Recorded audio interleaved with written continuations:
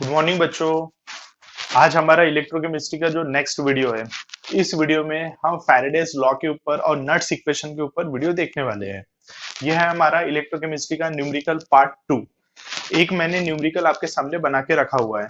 सबसे पहले हम इस न्यूमेरिकल को सॉल्व करेंगे। ठीक है, ये जो न्यूमेरिकल है बेटा फैराडेज लॉ के ऊपर डिपेंड है। ये न्यूमेरिकल इलेक्ट्रोलाइसिस के ऊपर डिपेंड है। इलेक्ट्रोलाइसिस में हमने देखा था कि एनोड और कैथोड रहते हैं, और जो कैथोड रहता है उसमें मेटल डिपॉजिट होता है। तो यहाँ पर कॉपर मेटल कितना डिपॉजिट हुआ है कुछ उसके ऊपर हमारा न्यूमेरिकल बना हुआ है। ये न्यूमेरिकल को सॉल्व करने के लिए एक बड़ा वाला फॉर्मूला है, वो फॉर्मूले में डायरेक्ट वैल्यू पुट करो, आंसर आ जाता है। ठीक है, देखेंगे। सबसे पहले न्यूमेरिकल समझते हैं। What is the mass of copper metal produced at the cathode during the passage of 5 ampere current? उसने हमको एक जानकारी दिया, 5 एम्पियर करंट पास किया है, तो यानी I की वैल्यू है 5A। ठीक है, थ्रू CuSO4 सॉल्यूशन, ये हमारे लिए बड़ा काम का है।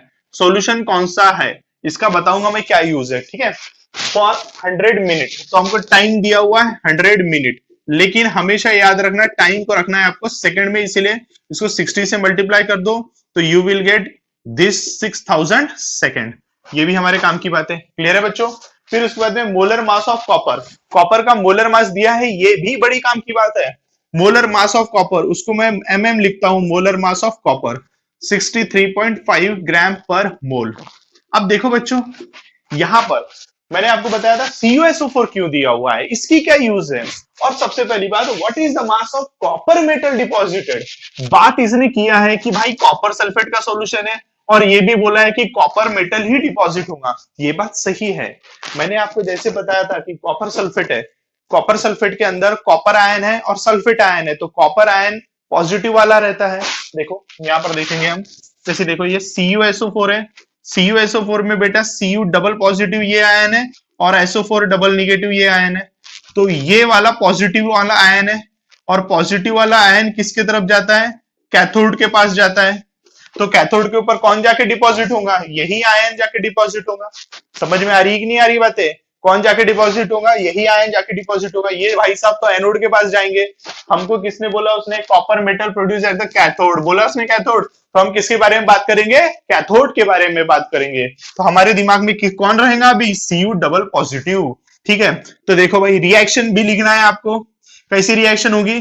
Cu2 पॉजिटिव जब कैथोड के पास जाएगा तो वहां से 2 इलेक्ट्रॉन लेगा और Cu बनेगा। बराबर है कि नहीं है? इसीलिए इसका मोल रेशो क्या होगा? मोल रेशो मैंने आपको थ्योरी लेक्चर्स में बताया था। मोल रेशो, मोल रेशो कैसे बनाते हैं? Number of moles of the metal produced upon number of moles of electron required. क्या बोला मैंने? Number of moles of metal produced upon number of moles of electron required. तो कितना मोल metal बन रहा है? 1 मोल बन रहा है। देखो 1 कॉपर बन रहा है और 2 मोल इलेक्ट्रॉन लग रहा है, इसीलिए मोल रेशो होगा 1/2। क्लियर है? दिमाग में बैठ गई बात, याद रहेगा ये सब चीजें। क्लियर है? छोटी छोटी सी बात है, बड़ी काम की है, लेकिन क्लियर है। मैंने जो सॉल्ट था, सॉल्ट में से मेटल आयन देखा और मेटल आयन का मैंने मोल रेशो निकाला। एक शॉर्टकट ट्रिक भी इसकी निकालने की, अगर कॉपर के ऊपर 2 पॉजिटिव है तो 1/2, एल्यूमिनियम रहता है, एल्यूमिनियम के ऊपर 3 पॉजिटिव तो 1/3, वो मोल रेशो रहेगा। ठीक है, डायरेक्ट निकाल सकते हैं आप लोग। आप ऐसी रिएक्शन करके लिखोगे तो ये आपके लिए उतना ही बेहतर रहेगा। ठीक है, तो यहां तक हमारी कहानी हो गई। अब देखो हमको क्या निकालना है? Mass of copper metal produce. चलो इसका एक फॉर्मूला है हमारे पास में, जो हमने फैराडेज फर्स्ट लॉ में पढ़ा था। क्या है उसका formula? Mass W equals to I into T upon 96500 into mole ratio into molar mass. यहां पर अगर मास कॉपर का निकलेगा, कॉपर का निकालना है तो उसका मोलर मास यहां पर रखना पड़ेगा। एक बात याद रखना, मास उसी का निकलेगा जिसका आप मोलर मास रखोगे। ठीक है, आई कितना है? 5 इंटू 6000 अपॉन 96500 इंटू 1/2 इंटू 63.5। पूरा सॉल्व करो, जो भी आंसर आएगा वो ग्राम में रहेगा। क्यों ग्राम में रहेगा? क्योंकि आपने यहाँ पर ग्राम पर मोल में रखा है। मोलर मास का एक यूनिट रहता है ग्राम पर मोल। मोलर मास आप किसका रख रहे हो? कॉपर का। तो आंसर किसका आएगा? कॉपर का आएगा, वो भी ग्राम में आएगा। दिमाग में आई बात? क्लियर है? 9.7 इसका आंसर है। ठीक है बच्चों, 9.87 ग्राम इसका आंसर है। क्लियर है? आप निकालो, आपको सॉल्व करना है ये, आप आराम से कर सकते हो। ठीक है, दिमाग में आ गया बच्चों? न्यूमेरिकल कैसा था? न्यूमेरिकल जितना बड़ा है जरूरी नहीं है कि उसका सॉल्यूशन भी उतना बड़ा रहेगा, न्यूमेरिकल का सॉल्यूशन छोटा भी हो सकता है। बस हमको मालूम रहना चाहिए हमारी टेक्निक्स। अगर तुमको टेक्निक्स आती है तो आप सभी न्यूमेरिकल सॉल्व कर सकते हो। ओके ठीक है, समझ में आया बच्चों? देख सकते हो आप ये न्यूमेरिकल, आप न्यूमेरिकल अच्छे से उतार लो। फिर अब हम लेते हैं हमारा नेक्स्ट न्यूमेरिकल। ठीक है, हाँ तो बच्चों ये है हमारा नेक्स्ट न्यूमेरिकल। ये न्यूमेरिकल भी इसके पहले वाले न्यूमेरिकल से कुछ मिलता जुलता ही है, लेकिन यहां पर थोड़ी सी कहानी में ट्विस्ट है। देखेंगे कहानी में ट्विस्ट क्या है और इसको सॉल्व कैसे करेंगे। सबसे पहले मैं न्यूमेरिकल पढ़ता हूं। देखो भाई, how long will it take. How long की बात किया, हाउ लॉन्ग बोले तो उसने पूछा है टाइम। क्या पूछा है? टाइम। तो आपको निकालना है टी, बिंदास लिख देना टाइम।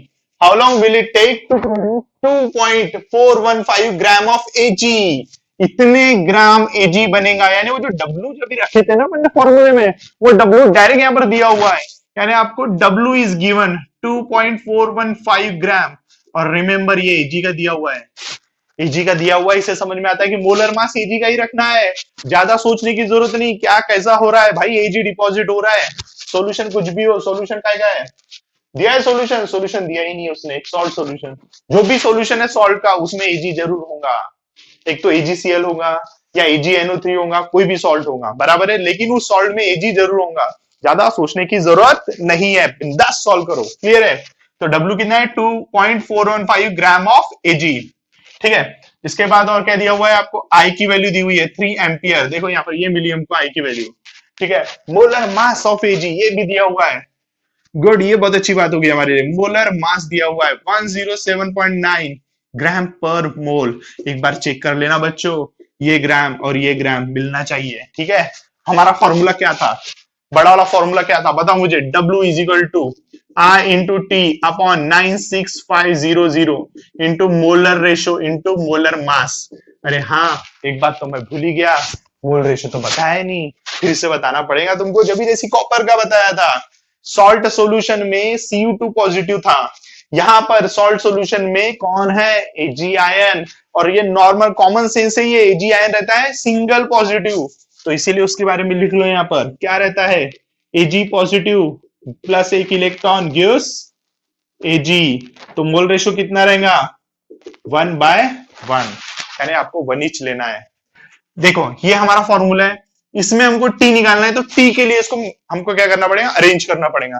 तो मैं टी के लिए अरेंज करता हूं, W इंटू 96500, नीचे था ऊपर गया, ये दोनों ऊपर थे नीचे आएगा, MR into MM equals to, अरे आई भी तो लेके आना है, आई इंटू आई लगा देता हूं यहां पर, इक्वल्स टू टी। समझ में आया बच्चों क्या बोला मैंने?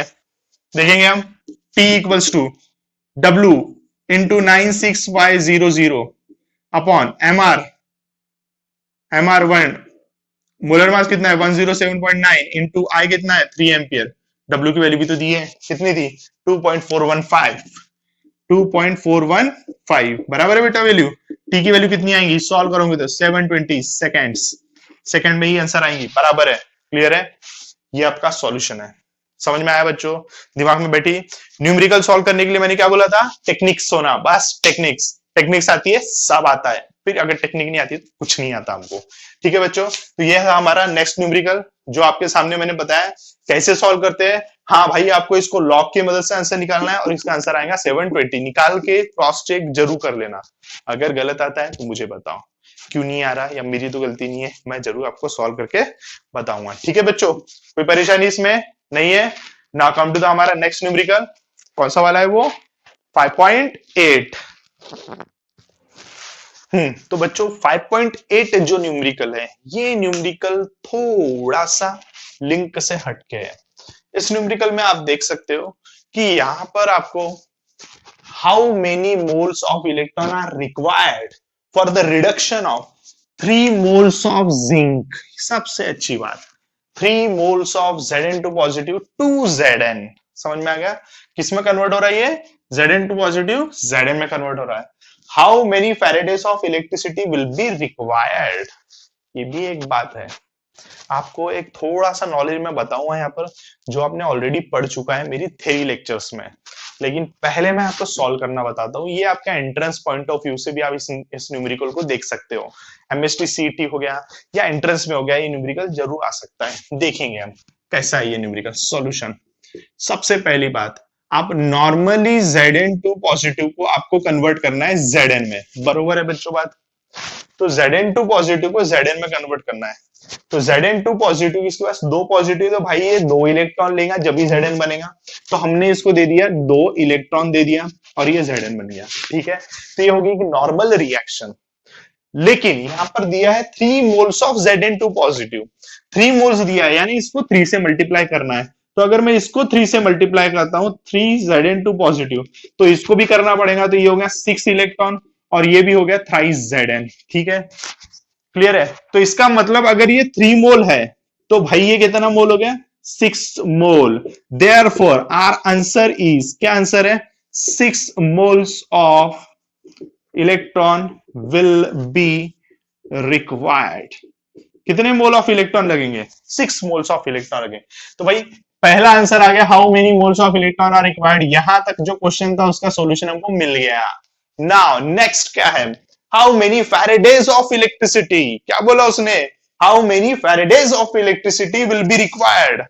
ये भी पूछा है, थोड़ी बात हटके है, तो वैसे ही सॉल्व करेंगे हम। देखो सबसे पहले मैं आपको एक जनरल नॉलेज जीके का बात बता रहा हूं आपको।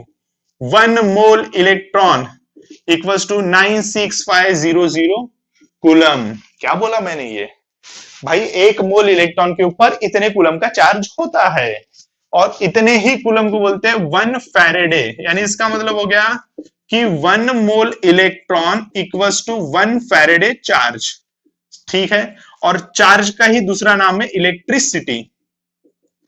अगर आपको कभी इलेक्ट्रिसिटी पूछा है, क्या बोला मैंने, अगर आपको इलेक्ट्रिसिटी पूछा है तो आप क्या निकालोगे, चार्ज। क्या निकालोगे आप, चार्ज निकालोगे। अगर आपको करंट पूछा है तो आप आई निकालना। सॉल्व करने की टेक्निक्स होती है।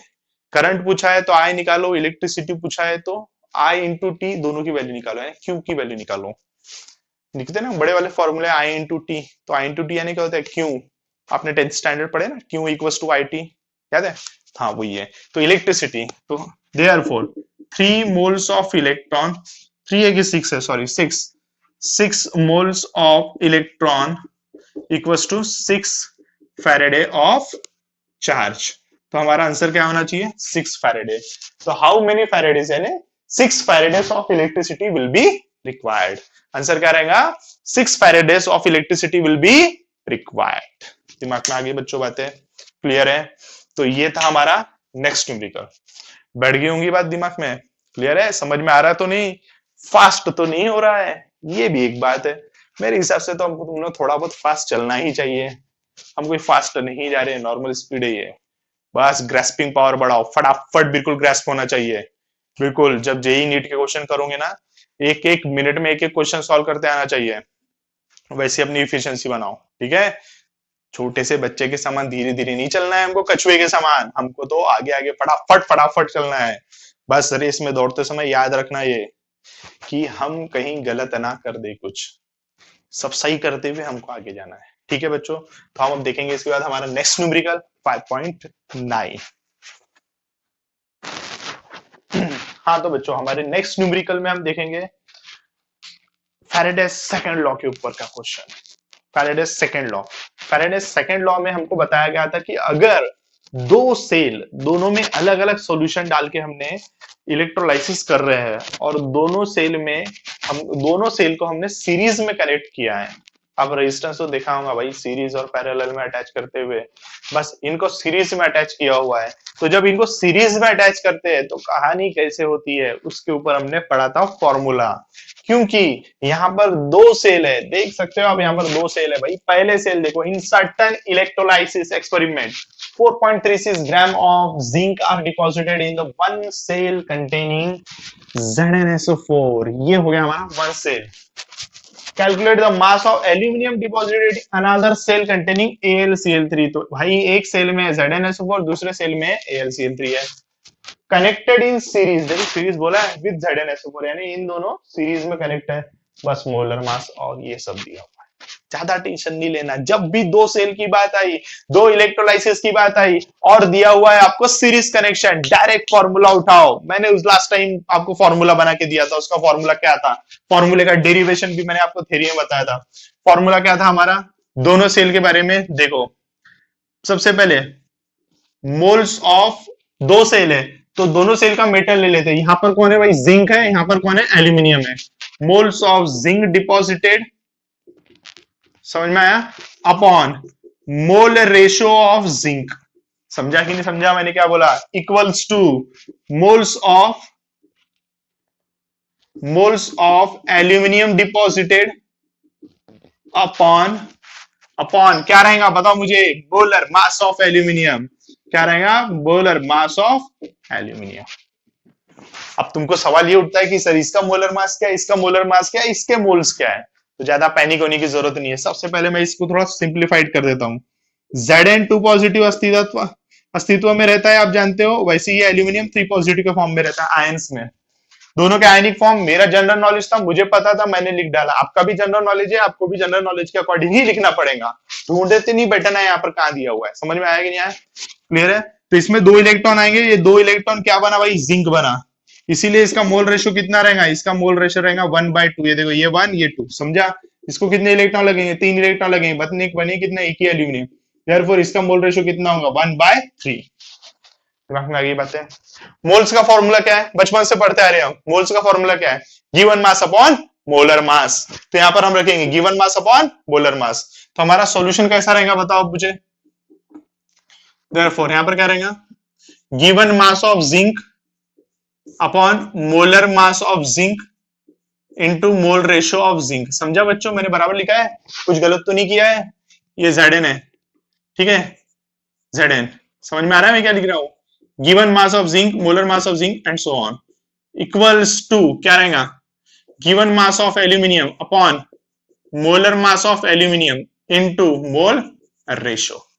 क्लियर है यहां तक का, कोई परेशानी नहीं है, ठीक है। चलो आगे देखेंगे। WZn की वैल्यू कितनी दी हुई है, कहा है बच्चों WZn, यस ये दिया है 4.36। तो कितना रहेगा 4.36 upon molar mass of zinc, कहां दिया हुआ है, नीचे दिया होगा, ये 65.4 और उसका 27, 65.4 इंटू एमआर कितना था इसका 1/2 equals to given mass aluminium का हमको निकालना है, कितना है, मोलर मास इसका 27 इंटू मोल रेशियो 1/3।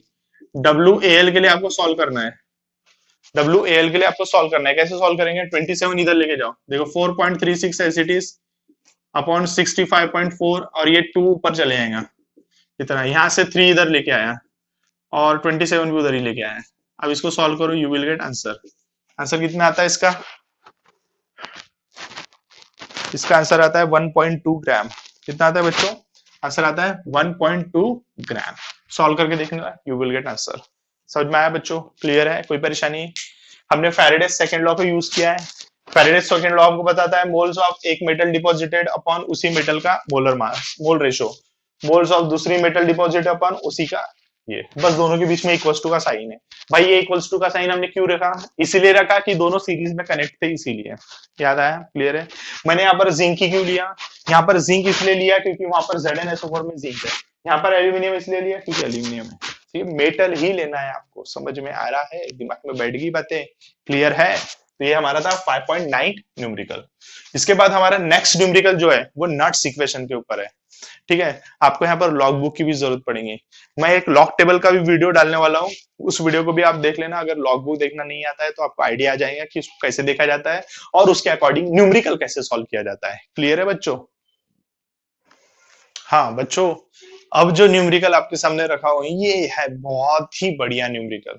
इस न्यूमेरिकल को आप देखोगे तो इसमें पता चलेगा, आपको पूछा गया है वोल्टेज ऑफ सेल। क्या बढ़िया बात बोला है, वोल्टेज ऑफ सेल, यानी ई सेल निकालना है कि ई नॉट सेल निकालना है। कंफ्यूजन है अभी हमारे दिमाग में। देखो भाई, ज्यादा कंफ्यूज होने की जरूरत नहीं है। जब भी आपको वोल्टेज ऑफ सेल पूछा है, देखो यहाँ पर वोल्टेज ऑफ सेल, तो simply go for E cell. देखो हमारे पास दो होते हैं, पहले मैं यहाँ पर बता देता हूँ आपको। हम ई सेल भी निकाल सकते हैं, ई नॉट सेल भी निकाल सकते हैं। ई नॉट सेल या एसटीपी पे होता है, standard temperature pressure, normal temperature pressure, बराबर है ना।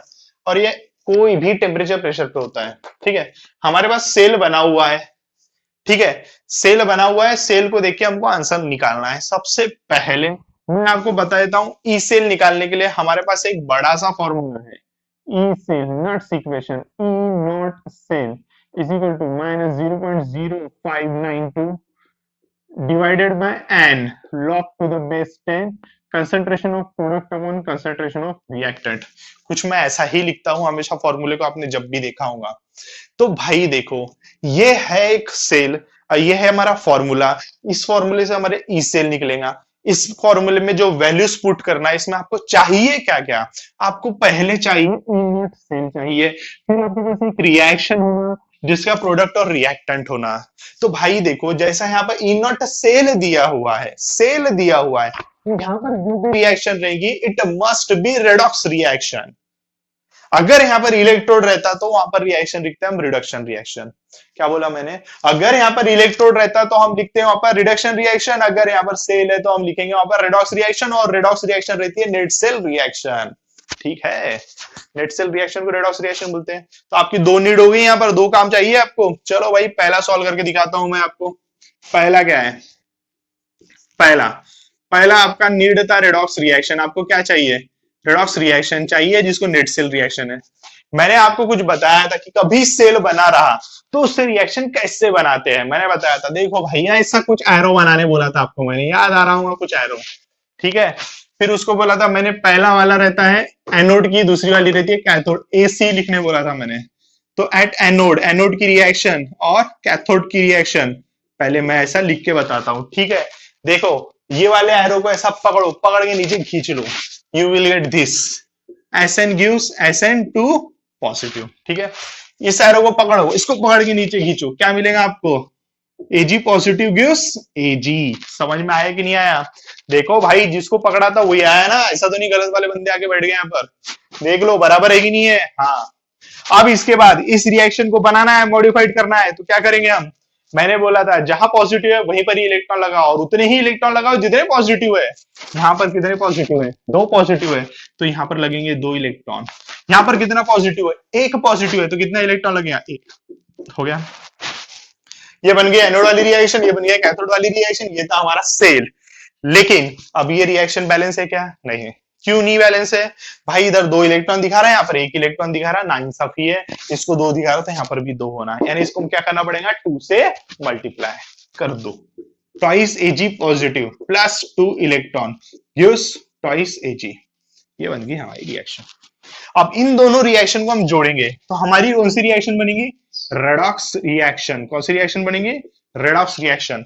देखो जोड़ो, electron electron get cancel, Sn और ट्वाइस Ag, क्या बना? Sn plus twice Ag positive gives क्या रहेगा? Sn2 positive, Sn2 positive plus twice Ag बन गई हमारी रिएक्शन। पहली नीड पूरी, सेटिस्फाइड, कोई परेशानी नहीं। रेडॉक्स रिएक्शन चाहिए था, मिल गई, बन गई। देख सकते हो आप, बराबर बनाया ना, कोई गलत तो नहीं किया, बराबर ही किया हुआ, कॉन्फिडेंस है, ठीक है कि नहीं है ना। अब हमारी नीड है ई नॉट सेल निकालना है, यहीं पर ही निकल जाएगा हमारे ई नॉट सेल, थोड़ी कम जगह पे काम कर लेंगे। E naught cell, E naught cell बोले तो क्या होता है? E naught cathode minus E naught anode. E naught cathode कौन है? कैथोड कौन है इसमें? भाई Sn कैथोड है कि Ag कैथोड है? दो तरीके से पता चलेगा। यहाँ पर पहले एनोड रहता फिर कैथोड रहता, तो इससे समझ में आता है Ag कैथोड है। अगर आपको कभी ये नहीं दिया है तो इन दोनों की वैल्यू देखना, जिसकी वैल्यू बड़ी वो कैथोड है, किसकी वैल्यू वैल्यू Ag की, तो Ag कैथोड है। भाई 0.8 बड़ा है ना, माइनस में ऊपर वाला, ये नीचे वाला प्लस में तो बड़ा है ना, ठीक है। तो E naught Ag minus E naught कौन है? Sn। कितना होगा? 0.8 माइनस माइनस 0.136, कितना होगा? 0.936 वोल्ट, ठीक है। क्लियर है बच्चों? सब वैल्यू रखेंगे वहां पर। देखो, ई सेल निकालना है 0.936 वोल्ट माइनस 0.0592। अब ये n क्या है? जितने इलेक्ट्रॉन का बिजनेस हो रहा है, यहाँ पर देखो दो इलेक्ट्रॉन का बिजनेस हो रहा था, दो यहाँ से आए थे, दो यहाँ पर पहुंचे, दो दो गेट कैंसिल भी हुए, उसी को बोलते हैं n। तो यहाँ पर आएगा 2 log to the base 10 concentration of product हाँ, तो इसमें प्रोडक्ट कौन है? ये दोनों को प्रोडक्ट बोलेंगे, ठीक है ना। लेकिन दोनों में से हम मेटल को कभी नहीं लिखेंगे, हमको आयन लिखना पड़ता है। हमको वही लोगों को लिखना पड़ता है जो आयन है और गैस है। आयन है तो उसका कंसंट्रेशन लिखना, गैस है तो उसका प्रेशर लिखना। क्या बोला मैंने? आयन है तो उसका कंसंट्रेशन लिखना, गैस है तो उसका प्रेशर लिखना। क्या बोला? फिर से बोलो। आयन है तो उसका कंसंट्रेशन लिखना, गैस है तो उसका प्रेशर लिखना। यहाँ पर ये आयन है, इसका कंसंट्रेशन लिखेंगे, इसका कुछ नहीं करना है। इसका concentration SN2 positive, concentration of SN2 positive. और नीचे क्या है प्रोडक्ट में? कंसंट्रेशन ऑफ Ag2 पॉजिटिव, लेकिन वो डबल है तो उसका स्क्वायर आ जाएगा। ठीक है बच्चों। अब देखो यहाँ पर 0.936 minus 0.0592 upon 2 log to the base 10। ठीक है। SN2 पॉजिटिव का कंसंट्रेशन क्या है? यहाँ पर देखो ये है 0.02। कितना हो गया ये? 0.02। क्लियर है बच्चों? कोई परेशानी नहीं है। और इसका कितना है? 0.01 का स्क्वायर। ठीक है। अरे भाई 0.01 क्या होता है? 10 to the power -2। 10 to the power -2 का स्क्वायर होता है 20 to the power 4 -4, sorry. 10 to the power -2 का स्क्वायर कितना होता है?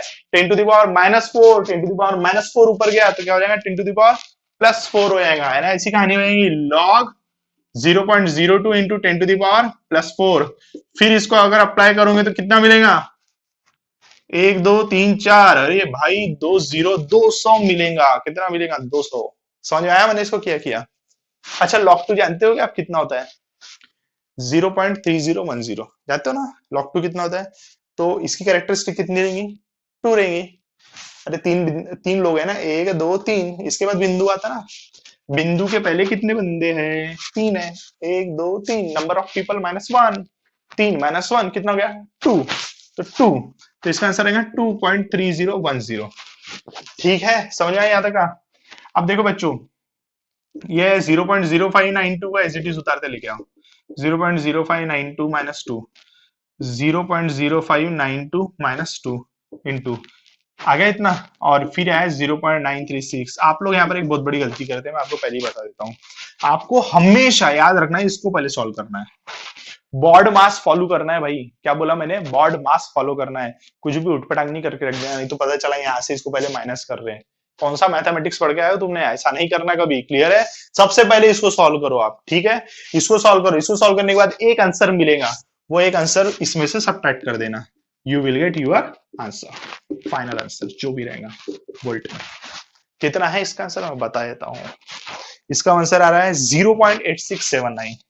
0.8679 वोल्टेज इसका आंसर है। ठीक है बच्चों, इतना आना चाहिए। इन सब का मल्टीप्लीकेशन आना चाहिए 0.0681। 0.0681। This is your task. करना है, लॉग बुक की मदद से सॉल्व करके दिखाना है। सिखाया हूं मैंने लॉग बुक आपको, मैंने भी सिखाया होगा, फिजिक्स में भी सीखे होंगे। ठीक है, करना ही इतना काम आप लोगों को। समझ में आ रहा बच्चों? तो ये था हमारा 10th न्यूमेरिकल नट्स इक्वेशन का। याद रखना है आपको, जब भी नट्स इक्वेशन का क्वेश्चन आया तो पहले फॉर्मूला लिख लेने का, फिर उसकी रिक्वायरमेंट ढूंढते बैठने का। क्या क्या थी मेरे? मैंने बताया था 2 रिक्वायरमेंट थी, एक ये एक ये। दोनों को मैंने सॉल्व करके दिखाया, एक का इधर एक का इधर। नीड समझ में आया? कभी कभी कई के कुछ कुछ ऐसी बातें रहती है जो एक्स्ट्रा की दी रहती है, जिसका यूज नहीं है, और वहीं पे परेशान हो जाते हैं, जैसे 25 डिग्री सेल्सियस। तो परेशान नहीं होना। ठीक है, समझ में आया? क्लियर है? कोई परेशानी नहीं है? तो हमारे आज के वीडियो में बस इतना ही। हमारे नेक्स्ट वीडियो में रहेंगे आगे के न्यूमेरिकल। ठीक है, थैंक यू सो मच, नमस्ते।